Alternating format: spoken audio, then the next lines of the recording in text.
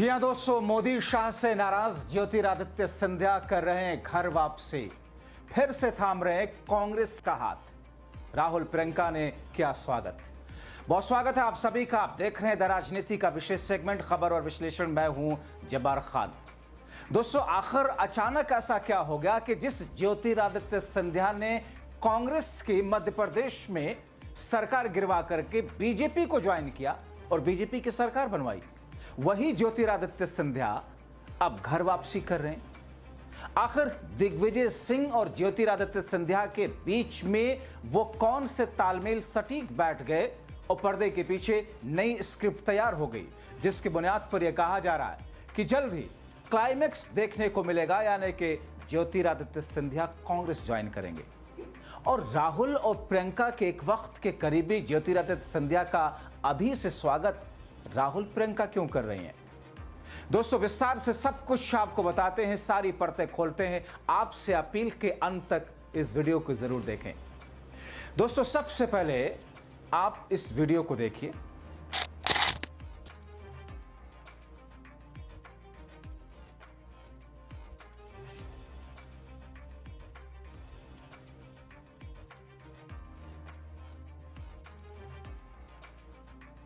इस वीडियो में पूर्व कांग्रेसी स्वर्गीय माधवराव सिंधिया के बेटे, पूर्व कांग्रेसी राहुल प्रियंका के मित्र रहे ज्योतिरादित्य सिंधिया हैं, जो कांग्रेस छोड़कर बीजेपी में आए थे और केंद्रीय मंत्री भी हैं।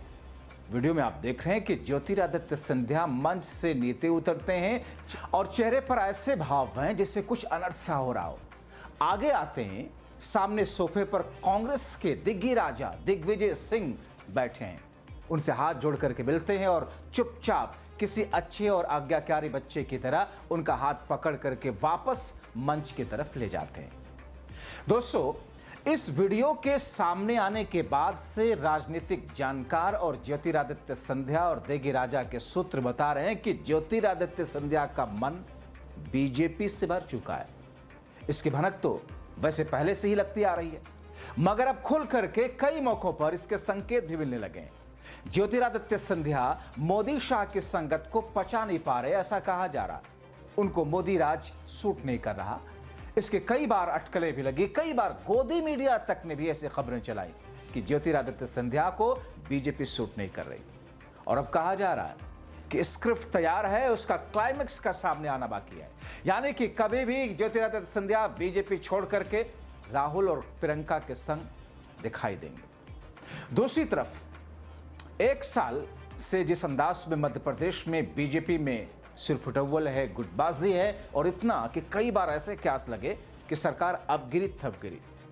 दोस्तों, इस वीडियो के आने के बाद से बीजेपी में हंगामा है। आप उस वीडियो को आवाज के साथ एक बार देखिए। ज्योतिरादित्य सिंधिया के आते हुए कैसे कैमरे उनकी तरफ घूम जाते हैं। जब वो दिग्गी राजा के पास जाते हैं, अचानक हर कोई शॉक्ड रह जाता है, मगर कहते क्या है वहां पर जाकर के। आवाज के साथ एक बार सुनिए किस तरीके से नमस्कार करते हो, क्या कुछ कहते हैं।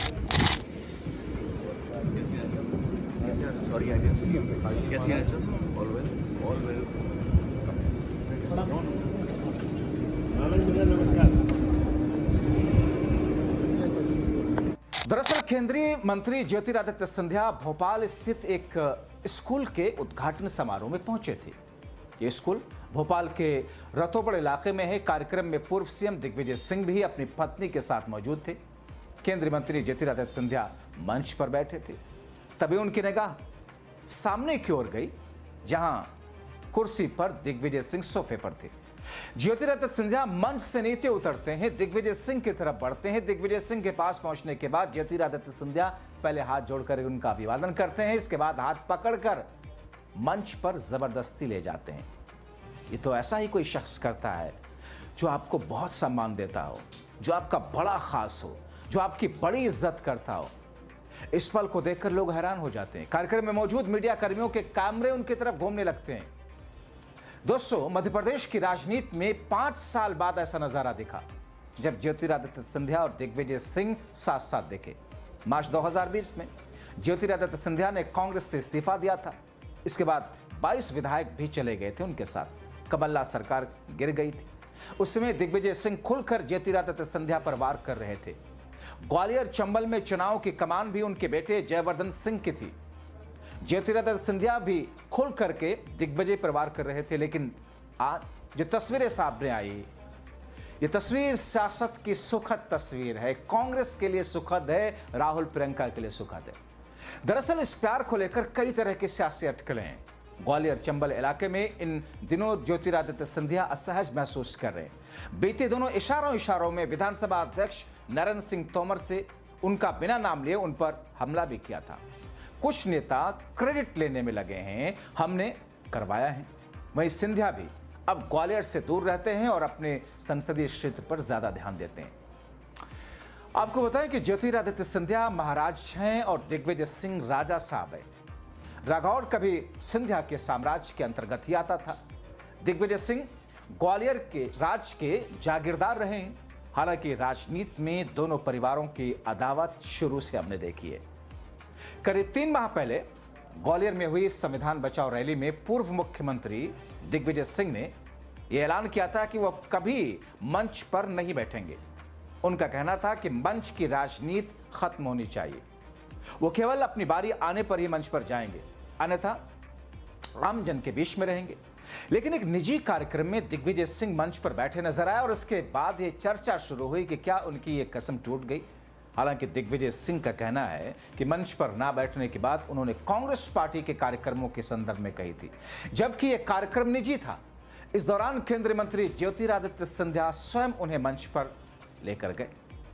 हालांकि दोनों ही नेता एक दूसरे के खिलाफ बयानबाजी जम करके कर चुके हैं। दोस्तों, पिछले साल ग्वालियर में कांग्रेस कार्यकर्ताओं के साथ बैठक में दिग्विजय सिंह ने बिना नाम लिए भी कहा था कि आस्तीन के सांपों से सचेत रहें।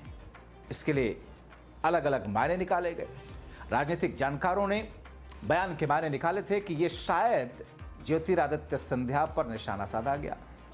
ज्योतिरादित्य सिंधिया ने भी दिग्विजय सिंह पर कहा था कि पहले वो मेरे पिता पर निशाना साधते थे, अब मुझ पर निशाना साध रहे। तब दिग्विजय सिंह ने कहा था कि वो अभी बच्चे हैं।